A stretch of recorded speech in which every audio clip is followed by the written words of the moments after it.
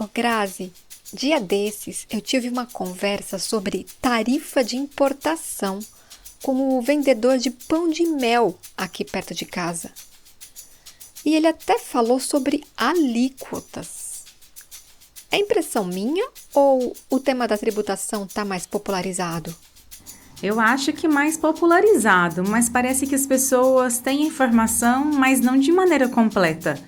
Pouca gente sabe que 2026 é um ano crucial para a tributação internacional, por exemplo.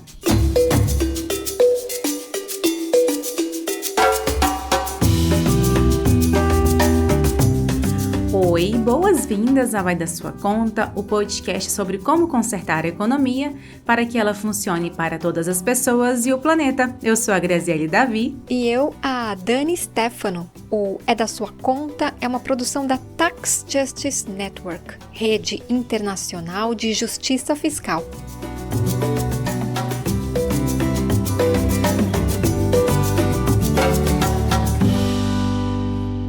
As ofensivas contra a soberania dos países e ao movimento de justiça fiscal pelos Estados Unidos na presidência de Trump são os temas do episódio 81 do É da Sua Conta. A saída para os países é a atuação em bloco e a Convenção Tributária da ONU. 2026 começou com um ataque à soberania fiscal dos países. Em 5 de janeiro, a OCDE anunciou a aprovação de um sistema paralelo que exonera somente as multinacionais estadunidenses de pagar a tributação mínima de 15% que ela mesma havia estabelecido. O OCDE está exonerando as empresas estadunidenses destas regras que queremos que apliquem para todas as grandes empresas. Matti Kohonen, diretor da Financial Transparency Coalition.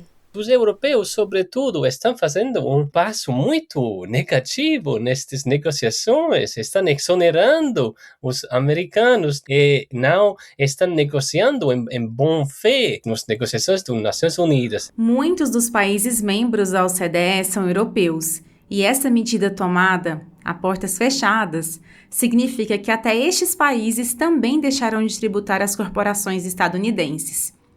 Anteriormente, o presidente Donald Trump havia retirado os Estados Unidos dos acordos da OCDE sobre tributação de multinacionais de maneira unilateral. E agora, mesmo sem participarem, conseguem um acordo que os beneficia. Como isso é possível? Eu acho que se o OCDE não exoneraria as empresas americanas, os americanos queriam impor as tarefas mais altas pelos países que aplicam estas regras, principalmente países europeus.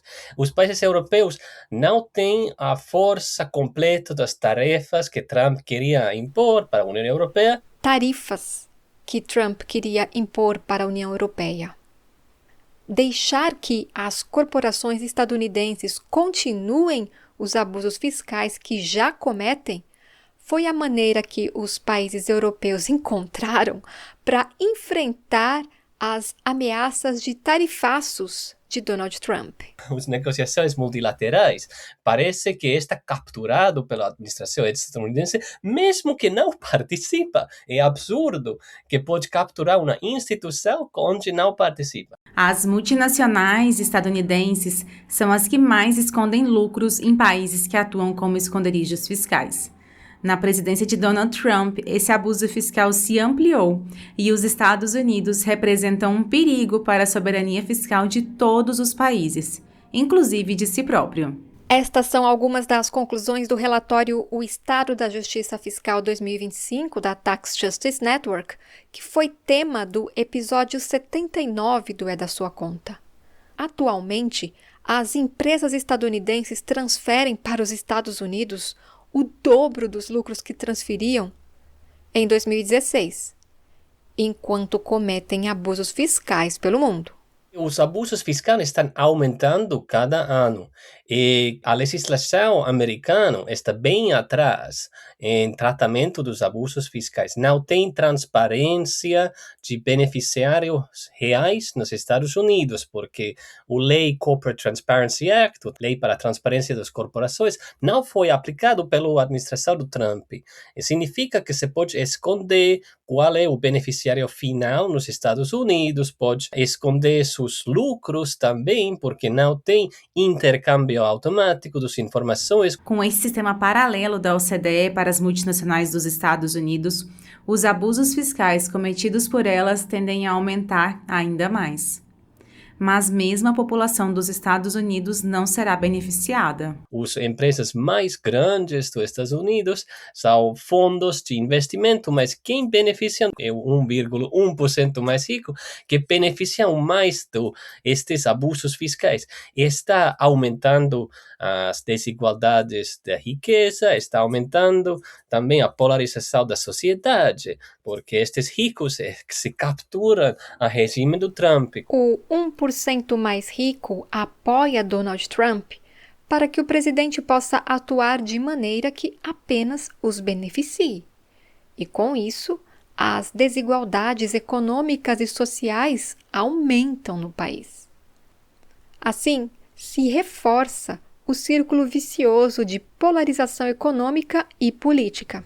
A soberania fiscal dos demais países também está sendo atacada desta forma, já que multinacionais estadunidenses operam em todos os continentes. Eu acho que as outras regiões devem pensar a utilização destas plataformas americanas para a sua economia, porque falta de soberania. Você não pode aplicar as leis fiscais. Imagina se pode aplicar outras leis importantes nestas empresas. Estamos exonerando não só da maneira fiscal, mas também eu acho que este vai ter um impacto nos outros tipos de regulação, privacidade, regulamento sobre o uso seguro da inteligência artificial e economia digital.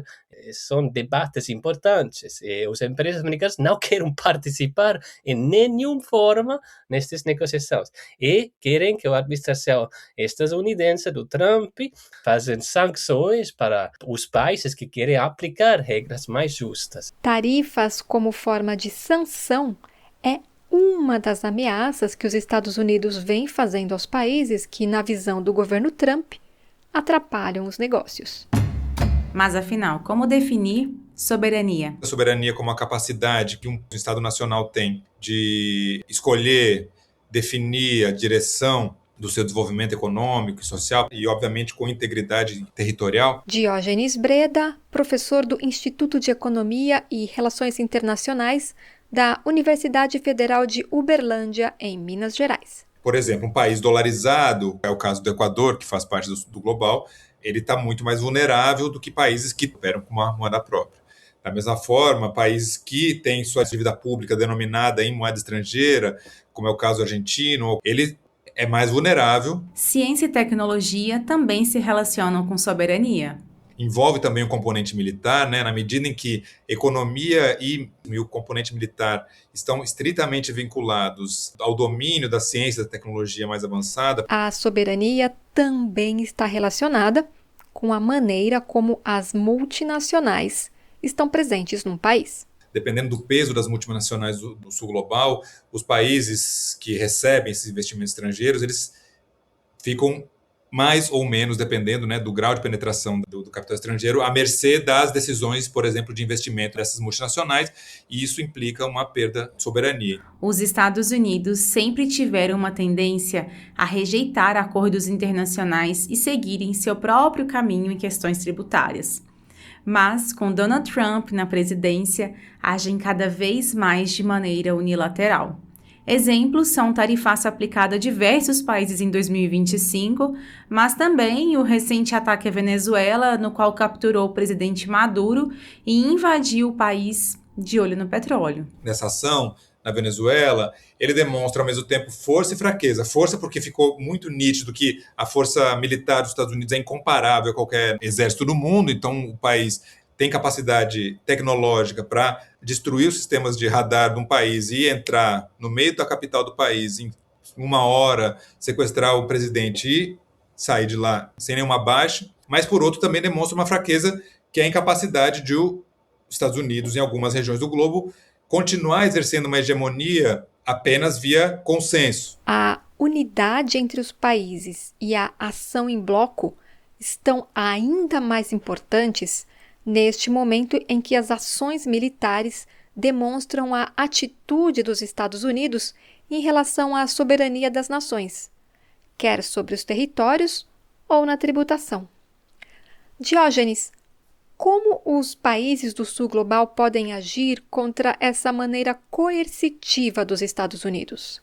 Eu acho que para a maioria dos países do Sul Global, a tarefa é de rearticular seus sistemas produtivos, inclusive o setor militar, para ganhar graus de negociação dentro da economia mundial de maneira mais plena. Me parece que, no caso da maioria dos países do Sul Global, é muito pouco provável que países possam fazer isso de maneira isolada. Ou seja, para fazer frente às potências econômicas, em especial os Estados Unidos, os países devem atuar conjuntamente. É muito difícil que países do Sul Global, com escassa capacidade militar, com escassa capacidade produtiva, dependente ou muito vulneráveis aos fluxos do capital internacional, possam fazer frente a essa ofensiva dos Estados Unidos de maneira isolada. Então, o tema das alianças passa a primeiro plano e, no caso do Sul Global, passa também a uma escolha exatamente de como, por exemplo, as grandes potências de ascensão, sobretudo a China, vai participar desses esquemas. Se a China assume o lugar dos Estados Unidos, isso pode significar que os países do Sul Global vão continuar subordinados, mas agora há outra potência. Me parece que a China abre uma margem maior de negociação do que no caso dos Estados Unidos. Me parece. No caso dos minerais, por exemplo, a exploração do lítio aqui na América do Sul, Chile, Bolívia, Argentina, tem uma presença muito grande de empresas chinesas. E no caso chileno, agora no governo Boric, o governo chileno conseguiu um acordo de participação igualitária dentro da exploração do lítio, ou seja, um processo de renacionalização do lítio, em que o governo chileno ficou com 51% das ações, a empresa chinesa continua com 49% das ações, mas o controle passou ao Chile. Algo semelhante aconteceu na Indonésia. O governo indonésio falou, olha, não sai nem um grão, nem um quilo de níquel puro. Se a China quiser comprar níquel, parte do processo produtivo de industrialização, separação, etc., vai ter que ser feito dentro da Indonésia. A Indonésia se tornou um grande exportador e produtor de elementos do níquel que vão direto para as baterias dos carros elétricos, que é um elemento muito importante. Então, conseguiu internalizar dentro do próprio país uma etapa importante da cadeia produtiva de níquel, acabando com a exportação do níquel in natura. O Brasil tem 98% das reservas de nióbio do mundo. O comércio externo de nióbio ocorre na forma de seu principal produto, a liga de ferro-nióbio. A maior parte deste ferro-nióbio vai para a China, cerca de 45% em 2023. Os chineses utilizam o ferro-nióbio brasileiro para produzir vigas e chapas de aço de alta performance, e o Brasil importa essas chapas de aço.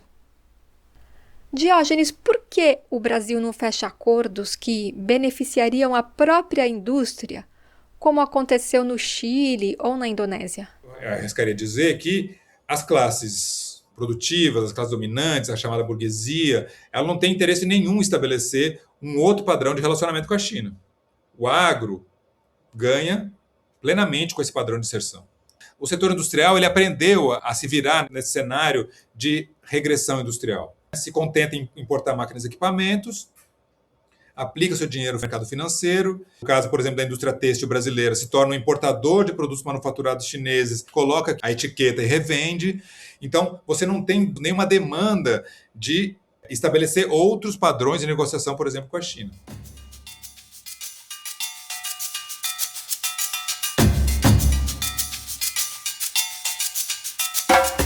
A ordem internacional atual foi criada em 1945, após o fim da Segunda Guerra Mundial. A ONU, o FMI e o Banco Mundial são alguns de seus pilares. Os Estados Unidos lideram esses organismos multilaterais, mas sempre os boicota cada vez que se sentem em desvantagem. E se pegarmos todas as intervenções dos Estados Unidos, Líbano, Iraque, Afeganistão, ou antes mesmo, Vietnã, etc., a gente tem um conjunto de medidas que sempre são utilizadas, sobretudo no campo militar, nos países do sul global, quando há algum tipo de ameaça aos interesses econômicos estadunidenses. Em janeiro de 2026, os Estados Unidos anunciaram que vão se retirar de 66 entidades internacionais, 31 delas ligadas à ONU. Qual o significado destes espaços multilaterais sem os Estados Unidos? Me parece que é inevitável, é uma questão de sobrevivência dos países do sul global, entender que o multilateralismo, como nós o conhecemos durante o século XX, ele já não existe mais. Então, ao mesmo tempo em que se pede pela reforma desses organismos, é buscar outros arranjos econômicos que não passem necessariamente por um organismo que é incapaz hoje de resolver os problemas mundiais. Então, acho que a reconfiguração econômica do mundo ela vai exigir uma nova reconfiguração política, uma nova ordem internacional. A tendência no curto prazo é que as vozes por reformas dentro do sistema ONU sejam as mais importantes.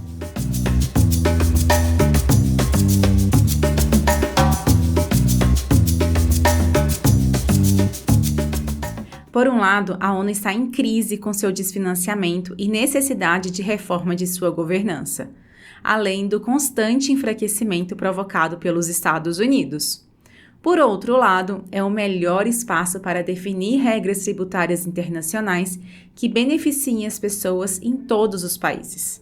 Alex Cobihan, diretor executivo da Tax Justice Network. This moment we're in terms of international taxation, is the moment of the greatest opportunity that we've ever had. Estamos em um momento em termos de tributação internacional que representa a maior oportunidade que já tivemos. Faz 100 anos que as potências imperiais estabeleceram as bases para as regras tributárias internacionais que hoje vigoram.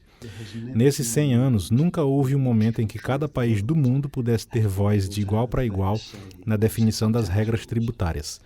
Isso produziu um resultado tão ruim quanto se poderia esperar. As regras tributárias não funcionam para ninguém e, na verdade, impõem as maiores perdas nos montantes de receita às potências imperiais e ex-imperiais, aos países mais ricos. Mas em termos de porcentagem dos impostos atuais, ou da despesa pública com saúde, por exemplo, as perdas são muito mais intensas para os países de baixa renda, os países que nunca tiveram voz. As reformas de toda a governança financeira internacional e da ONU ganharam a centralidade dos diálogos políticos. Apesar das críticas, a ONU segue sendo o espaço mais democrático para negociações internacionais, inclusive da Convenção Tributária da ONU. Matti Kohonen, diretor da Financial Transparency Coalition. O importantíssimo é que os outros países veem que as Nações Unidas é o lugar principal onde queremos negociar estas regras no futuro, porque o OCDE não está capaz de fazer um acordo multilateral eficaz, justo e equitativo. Eu acho que no sistema das Nações Unidas devemos que negociar também os pilares mais justos, pilares da transparência, pilares da participação das regras internacionais e, baseada nestes pilares de transparência, intercâmbio de informações e redistribuição dos direitos de tributar as grandes empresas. Por muitos anos, diversas campanhas foram realizadas por ativistas do mundo todo. Com a liderança do Grupo dos Países Africanos, está sendo negociada uma convenção quadro das Nações Unidas para a Cooperação Tributária Internacional. This gives us the ability, Finalmente, isso nos dá a capacidade de que cada país do mundo tenha voz e que os países, de maneira coletiva, concordem com o que seria uma distribuição justa dos direitos de tributação entre eles, principalmente para garantir que as multinacionais e os indivíduos ricos sejam tributados de forma justa, independentemente de onde a atividade econômica ocorra. Portanto, este é o melhor momento possível. O que se conquistou agora foi o que antes nos diziam ser impossível. Se as negociações sobre cooperação tributária internacional continuam na OCDE, apenas esse clube dos países ricos decide o que é melhor para quem faz parte do clube ou para os Estados Unidos, como foi a decisão atual que beneficiou as corporações estadunidenses. That's where they set tax rules, and you just have to accept that there's no transparency. É lá que definem as regras tributárias e você simplesmente tem que aceitar que não há transparência, não há tomada de decisões democráticas, azar o seu, apenas tente fazer o seu melhor. Nós, o Movimento por Justiça Tributária, dissemos, não, nós também podemos mudar isso. E é isso que temos agora, a oportunidade da Convenção da ONU, que é realmente sem precedentes. E se não a aproveitarmos, talvez essa oportunidade não exista mais. Portanto, as negociações que terminarão em 2027 são os momentos-chave. E este é o melhor momento e temos que aproveitá-lo ao máximo. A transferência dessas negociações da OCDE para a ONU só está sendo possível porque muitas pessoas e organizações se uniram e formaram um movimento internacional para a justiça fiscal. The formal tax justice movement began really in the early 2000s. It was the first time you had O movimento formal por justiça tributária começou no início dos anos 2000. Foi a primeira vez que grupos de todo o mundo se uniram nesse movimento coletivo e, desde então, ao longo de mais de 20 anos, tivemos um período de crescente força, aumento de recursos. A capacidade de alcançar tomadores de decisão e o público em todo o mundo e de promover mudanças também cresceu consideravelmente durante esse período.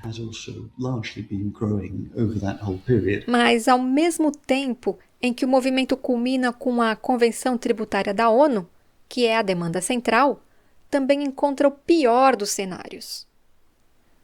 É que, com os cortes de Trump na Agência de Ajuda Humanitária dos Estados Unidos, USAID, e também o congelamento e redução de outros países nos orçamentos para ajuda humanitária, muitas organizações que trabalham por justiça social, econômica, saúde, estão sofrendo com cada vez menos apoio financeiro para promover uma vida melhor para as pessoas. In the last 5 years particularly, what we've seen. Nos recentes 5 anos, o que temos visto em relação aos impostos, mas também em todos os tipos de movimentos econômicos e de justiça social, é que doadores bilaterais e governos de países ricos reduziram significativamente o financiamento da ajuda. Isso inclui o financiamento para a sociedade civil e organizações não governamentais, o que afetou tanto a questão tributária e todas essas outras áreas.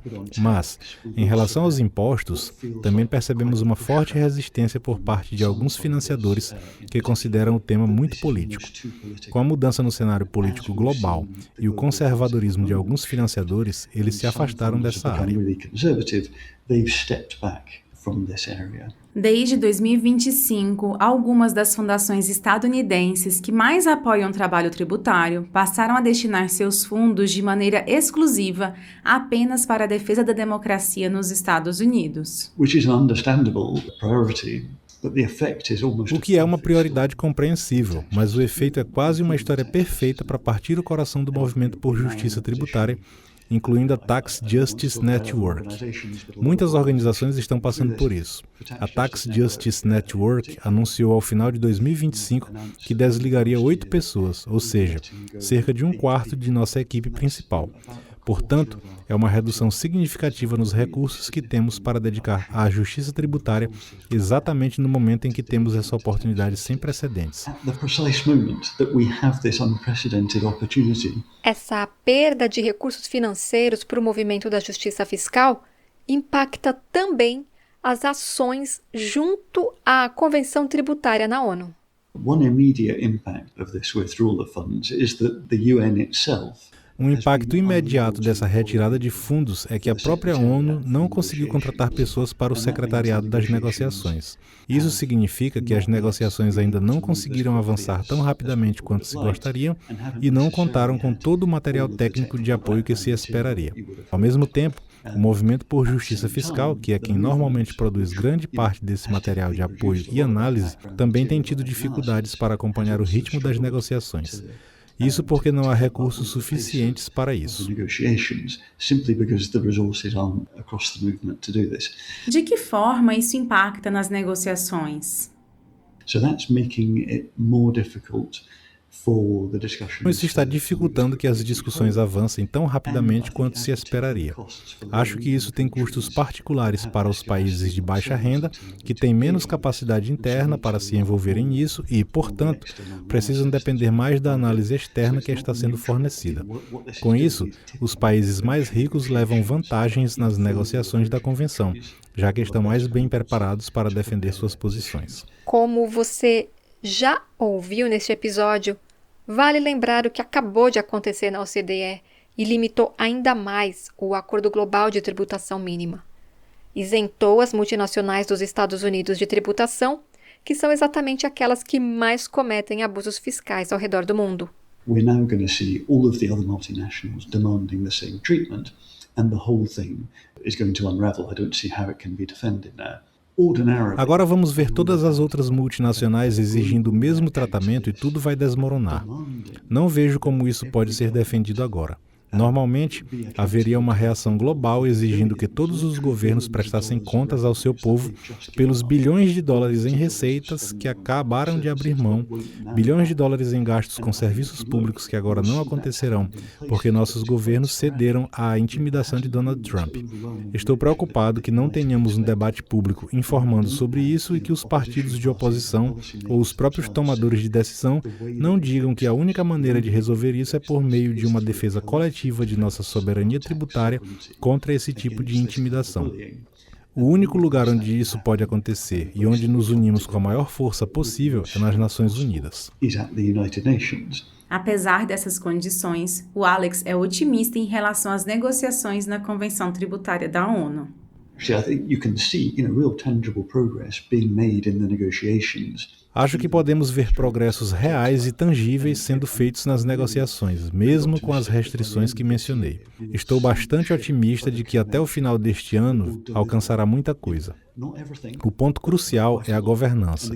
Se a Convenção estabelecer um órgão de estrutura e os órgãos subsidiários técnicos para permitir que as conferências das partes no futuro continuem avançando, essa será a grande vitória. Teremos uma tomada de decisão justa e inclusiva no futuro. Fair, inclusive decision-making into the future. Mas mesmo com as ameaças dos Estados Unidos, ainda que esteja fora das negociações, Alex? This is the one place where we can be guaranteed a critical mass of countries. Este é o único lugar onde podemos ter a garantia de uma massa crítica de países grandes demais para ser subjugada pelas táticas de intimidação dos Estados Unidos. Se países individuais concordarem em adotar impostos sobre serviços digitais, por exemplo, ou tomarem medidas específicas em um pequeno grupo em determinada área, eles ficam muito vulneráveis e expostos à ameaça de tarifas, à ameaça de impostos de retaliação, como a Casa Branca os chamou. Precisamos exatamente do que temos na ONU, todos os países do mundo, exceto os Estados Unidos, reunidos à mesa. Quaisquer que sejam os acordos, eles não poderão ser desfeitos por essas ameaças, porque todos estarão juntos. Voltando aos impactos da crise dos fundos. Para o movimento de justiça fiscal, é possível voltar a ser financiado de maneira adequada? Certainly for Tax Justice Network, what we've said is certamente, para a Tax Justice Network, isto não é um problema passageiro que possamos apertar os cintos e esperar superar para depois voltar ao que éramos. É uma mudança radical. Seremos uma organização menor daqui para frente. Temo que tenhamos que fazer ainda mais cortes, por isso estamos seriamente buscando financiamento e analisando diferentes fontes, inclusive doações individuais, algo em que não tínhamos nos concentrado antes. E por conta dos cortes no financiamento, o É da Sua Conta passa a ser bimestral. Alex, como os ouvintes do É da Sua Conta podem apoiar o movimento por justiça fiscal? The podcast that we support and those of other organizations. Os podcasts que apoiamos e os de outras organizações têm como função compartilhar conhecimento, informações e conscientizar as pessoas. Acho que ninguém quer ver nossos podcasts se tornarem uma espécie de busca por financiamento. Mas, ao mesmo tempo, se houver pessoas ouvindo que queiram apoiar financeiramente neste momento crítico, é muito fácil. Em nosso site é possível encontrar onde fazer isso. Se você quiser colaborar com a Tax Justice Network, visite www.taxjustice.net e clique em Doar, ou Donate em inglês, que fica no canto direito superior do site. Não podemos garantir que será suficiente para voltar com o podcast mensal, mas você estará apoiando o trabalho na Convenção Tributária nesse momento crítico.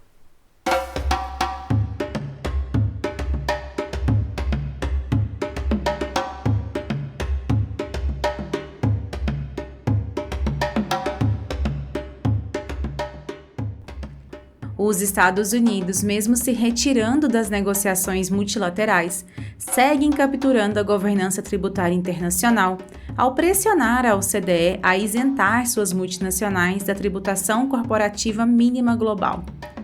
Essa estratégia aprofunda abusos fiscais, concentra a riqueza no 1% mais rico e nas multinacionais e enfraquece a soberania dos países. Principalmente, países do sul global ficam mais debilitados tanto na tributação quanto na capacidade de regular tecnologia, economia digital e cadeias produtivas estratégicas. Diante da escalada de coerção econômica, tarifária e política, nenhum país conseguirá reagir de forma isolada. A defesa da soberania fiscal exige atuação em bloco e o fortalecimento da Convenção Tributária da ONU, o único espaço onde todos os países podem negociar em condições mais justas e democráticas, ainda que também precise passar por um processo de reforma de governança. No entanto, essa oportunidade histórica da Convenção Tributária corre risco, diante do desfinanciamento do movimento global por justiça fiscal, o que limita a capacidade técnica, política e comunicacional de sustentar negociações equilibradas.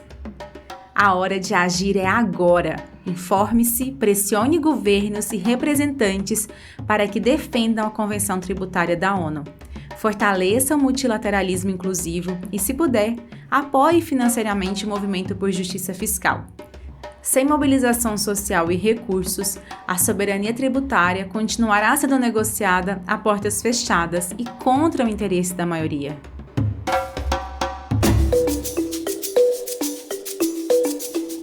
O É da Sua Conta é coordenado por Naomi Fuller, com dublagens de Zema Ribeiro e produção de Daniela Stefano e minha, Graziele Davi. Um abraço e até o próximo. Lembrando que em www.edasuaconta.com você encontra a descrição e a transcrição completa. Pode ouvir os episódios anteriores, assinar o nosso boletim e ficar sabendo em primeira mão quando um episódio é lançado. Se preferir, envie um e-mail para info@edasuaconta.com com seu nome e número de telefone que a gente te inscreve em nossa lista de distribuição pelo WhatsApp. Também estamos no Facebook e no Blue Sky. Um abraço a você que nos ouviu até a última palavra e até março.